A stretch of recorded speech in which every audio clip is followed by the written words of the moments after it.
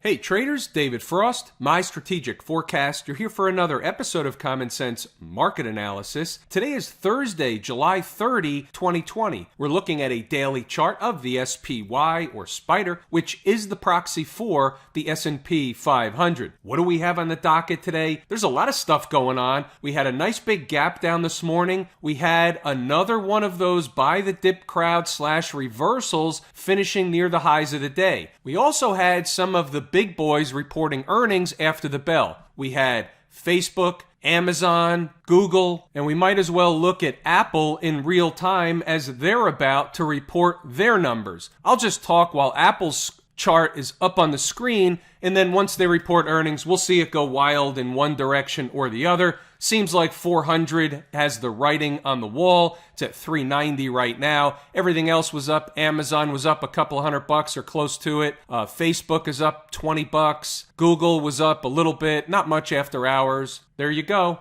394, 395. They'll get it to 400, maybe come up short, pull back a little bit, or spike it through. That's generally the way it works. And there you have it. They're at 398. We're not going to waste a lot of time in this. I thought it would be just interesting. And there you go. So they pull it back, coming up short. You see, it's just a rodeo. Nothing more, nothing less. Here comes 400. There's 400. They printed over 400. And there you have it. So let's get back to the daily chart of the SPY. We'll take into account those things happening, and let's discuss A, what happened today, and B, what's likely to happen going forward. So first, we eyeball the trend. The trend is your friend until it's not, until the very end. Today, they came back to the 20-period moving average, which is also known as home base, but they never filled the gap. What's that horizontal line? 318.92. We should all be familiar with that number. They never filled the gap again.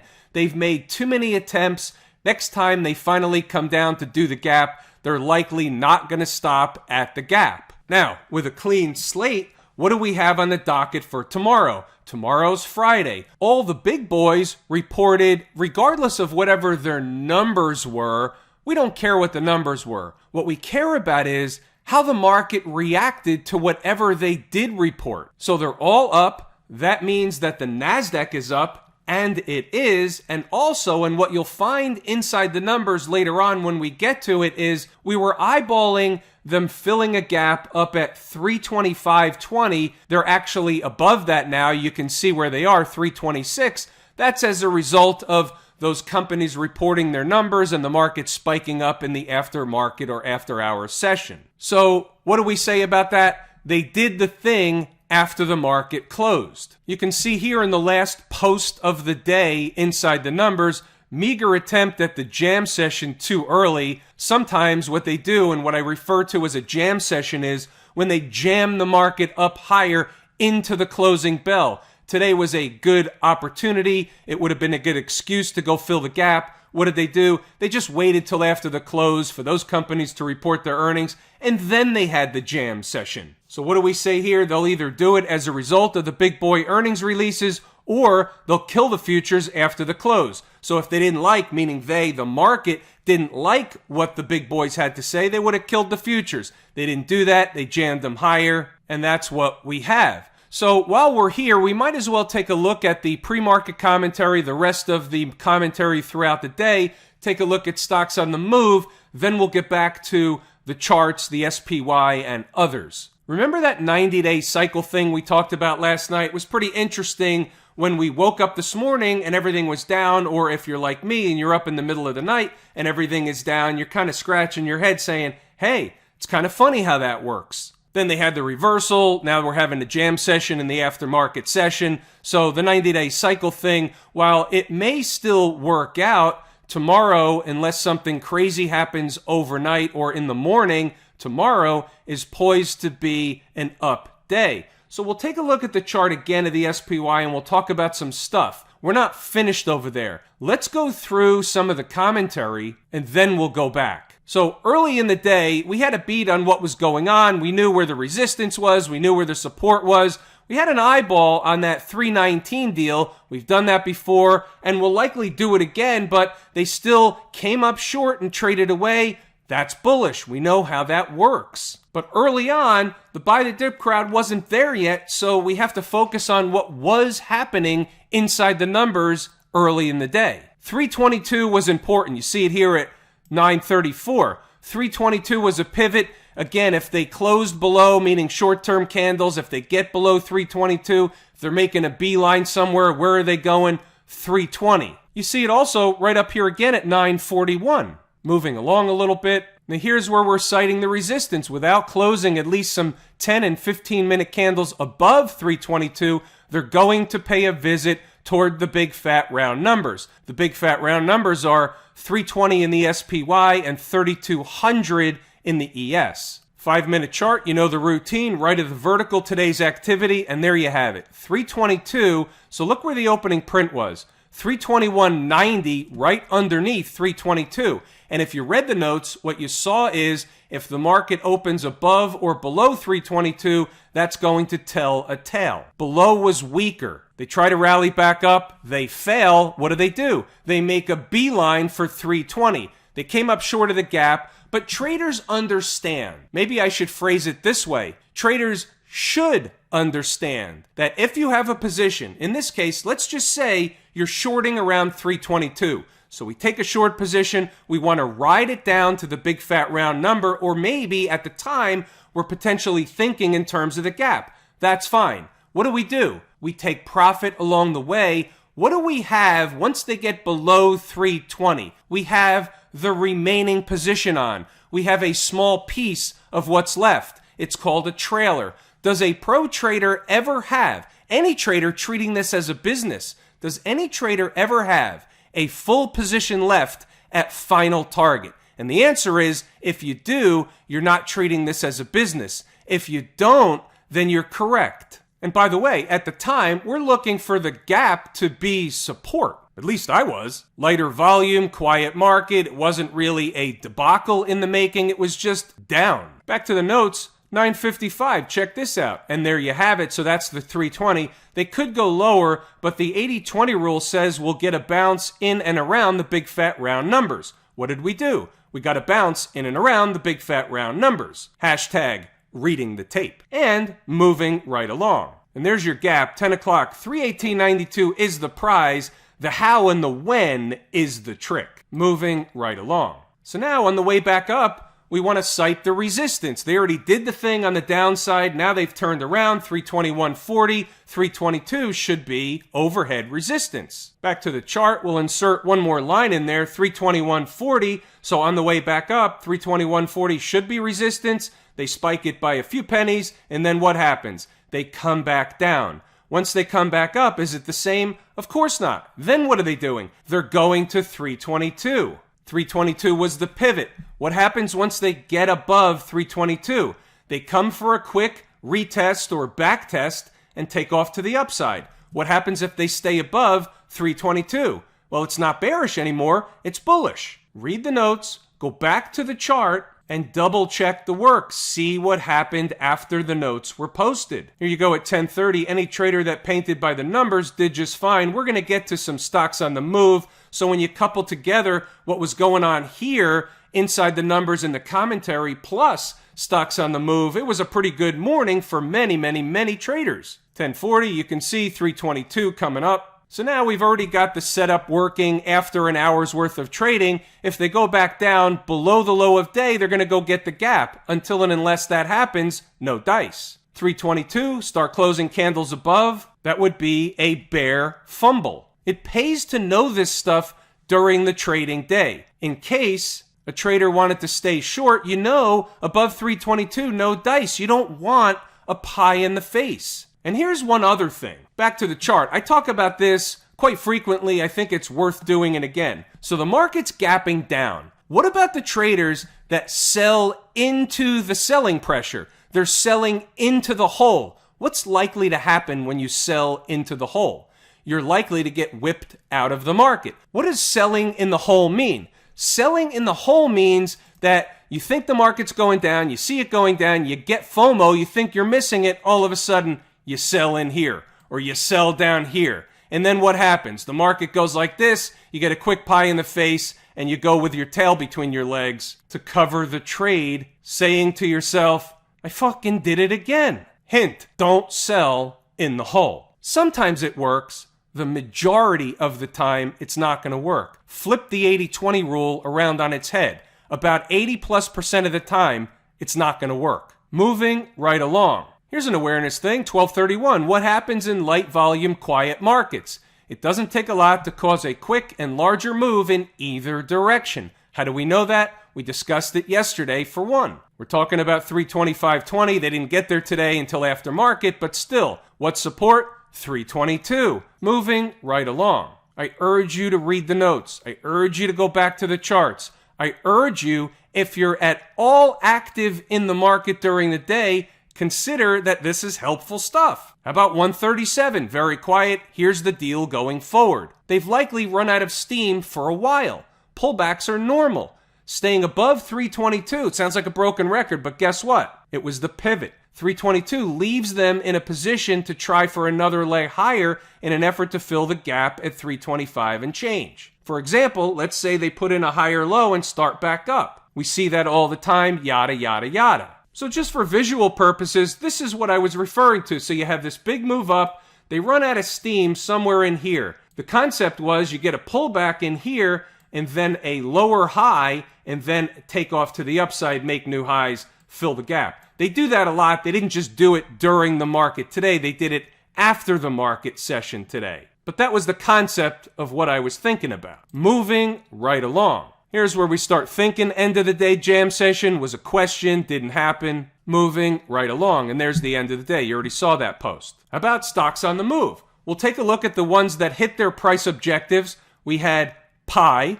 COP, Baxter, and Chef. Take note of the entries. Let's go to the charts. How about a little reverse pie in the face? Haircut at the open, 2260 was the number posted bright and early. You get the bounce off that number. The high is 2401. Doesn't sound like a lot. 40 cents on a $22 stock is just what the doctor ordered and then some. At a bare minimum, you take something, put it in your pocket, comes back down to where you bought it, you're out, you still guaranteed yourself a profit, you move on. That's the worst case scenario in that type of strategy. Or you take it all off, you throw a few $100 in your pocket or whatever it was, and you move on to the next trade. ConocoPhillips, its haircut at the open, two numbers posted on the board, 37.15, 35.89. Here was the low from the second number, 35.90, bunch of front runners. But you see, the takeaway, you see how the numbers work. Again, this was one of those scenarios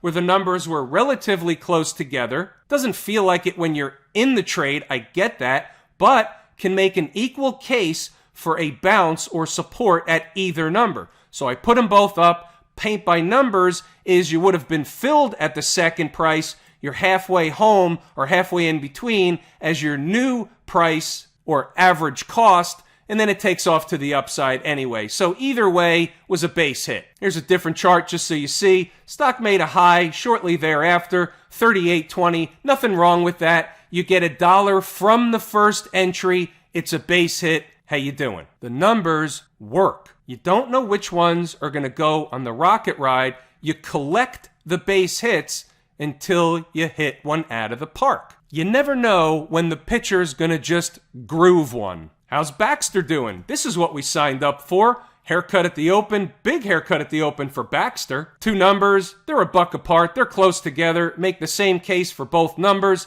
Guess what? You split the difference. Your average cost is $84. You finish the day at 86, $2. You move on. Have a nice day. How about Chef? How you doing? Here's the low in this candle, $11.95. The low in this candle, $11.95. The number posted on the board this morning, $11.95. Need I say more? Quick rocket ride. The rest is history. Put it in perspective. $11.95, $12 stock, 1% is 12 cents. 2% is 24 cents. Within minutes, this thing was at a high of $12.55, and the high all the way over here was $12.73. So on percentage terms, this was a nice trade. To the penny. Apples, you know the story. You gotta love them apples. Back to the SPY. So let's check this out. So they're right around 327. Here's the real-time stuff going on. So let me move this over. The high so far has been 326.91. So let's understand the significance of 327. Back to the daily chart and check this out. So the high over here, 327.20. The high in this candle, 327.23. They're challenging these highs above all the moving averages. The market's in an uptrend. What are they trying to do? They're going to try and fill the gap. Don't know if they do it tomorrow. However, that's what they would be on their way headed to do if, in fact, tomorrow they start getting above the 327 area. These highs start closing hourly above there, gap above there. All that stuff opens the door to fill the gap. Hard to believe. Need to be the umpire calling balls and strikes. Let me address this since the emails will likely flood in tonight. Are we still looking for a top? And the answer is yes, we are. Time is more important than price. I don't know what price the top will come in. What happens if the top over the next week or so comes in at that gap? Do you think that would be an area that we would expect a reaction in the other direction? And the answer is, whether it's at the gap or slightly above the gap, the answer is hell yeah. When we say we're looking for signs and signals of a trend change, those are things that are taught in the course. That's how we're going to identify where this top is going to come in. When it's going to come in, we're in the zone. Remember what we said yesterday. Just because we're in the zone, like yesterday being, for example, day one, doesn't mean yesterday's the top. Could have been. And by the way, let's say the market turns around, we wake up Friday morning and they're killing the thing. Yesterday's high would still technically be another top. I'm not saying that's going to happen. I'm just saying, well, that's it. I'm just saying. And by the way, was today, meaning this morning, and this is post-Fed stuff, so yesterday they jammed the market higher with the Fed. Today they drop it. Was that just post-Fed shenanigans / rope-a-dope stuff, shakeout operation, all that stuff? You don't know it at the time, but when you look back and take away something, we can always learn something from every movement the market makes. So we look back and we say, hey, so yesterday they jam them up with the Fed. They drop them right after the Fed. It's kabuki theater. We know all that stuff. They missed the gap again. They're in an uptrend above all the moving averages. They're just creeping higher. Eventually, we're going to see a spike out of this. Looks like tomorrow is likely the day. If this morning, and let's just take a look at the flip side for learning purposes. Let's say this morning they got down here, they filled the gap, and they started closing hourly below the gap. We're having a different conversation. This would still be support. That's an important spot. This entire candle is important. That's a reversal candle. We would be having a different conversation, but we're having the conversation we're having based on what the market did. We have no choice but to read the current tape. We're going to be watching the weekly close on Friday. What happens if they close the week above last week's pivot high? What's that high? Same number, 327.23. Look at this stuff up here. Look what we have working Friday. So we have a huge breakdown candle high.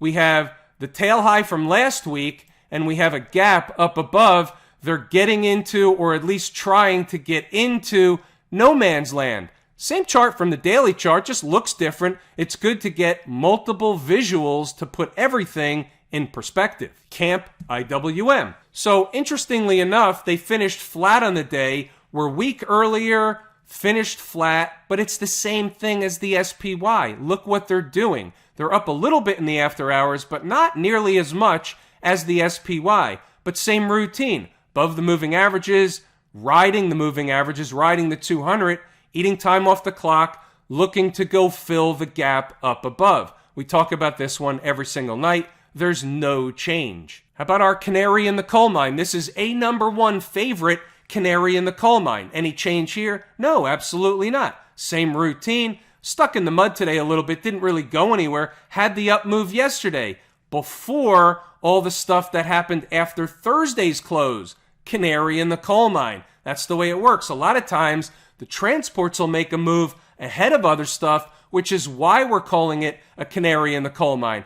Can't always or hardly ever act on that stuff. However, it's good to know when we see it happening, other charts, other stuff is happening, we put it on the table as a puzzle piece. It helps us uncover what the picture is shaping up to be. Look at this. Up move. All they've been doing is eating time off the clock after an hourly big, huge up candle. A big breakup candle. That was that 10:30 candle from yesterday. What's the 120-minute chart look like? You have a big breakup candle, eating time off the clock, really in the upper portion, mostly in the upper portion of the breakup candle, above the moving averages. The moving averages are sloping up. You're challenging these highs. Again, this is like the duck stuff. The writing is on the wall. When it walks like a duck and talks like a duck, it's going to be a duck the majority, the large majority of the time. The transports are telling you higher prices are coming. They're also telling me. What about the Silicon Valley people, the Qs? Well, look what's going to happen to the Qs tomorrow. They're at 265.5, close the day here at 261 and change. They're going to have a big move, again, to new highs. Has there been anything wrong with the Qs? Has it been an uptrend? As long as we stay below the breakdown candle high, then there was a little bit of trouble here. What if we break above or gap above the breakdown candle high? Well, guess what? You know the answer. The same energy that would have been released to the downside had this bearish pattern played out, right? This is a bearish wedge pattern. Come down like this into the 20 or 50 period moving average or more. That same energy that would have been releasing to the downside is now going to be released in the upside Friday morning as long as everything stays the same. What about the financials? So the financials didn't do anything today. So this is interesting in and of itself. So is this telling a tale? Will they turn around tomorrow? Are they not going to participate and we're going to have a gap and crap? Who knows? All I'm saying is these are all awarenesses. We have to be aware that if we do not, meaning do not get participation from the financials, if the market is spiking up, you have to take notice. It will become a puzzle piece and it will be on the table. Smash mouth, again, make new highs, up $3 today. They'll be up more tomorrow as long as everything stays the same. They're going to push around 170. The trend is your friend until the very end or until it doesn't work anymore. Right now, the trend is up still. Have I told you how much I appreciate each and every one of you and that without you, these videos are not possible? True, accurate information. Here comes the ripcord. It's everything I wanted to and intended to discuss today. So we're going to give it a wrap here. I'm David Frost, my strategic forecast. Thanks for tuning in to another episode of Common Sense Market Analysis.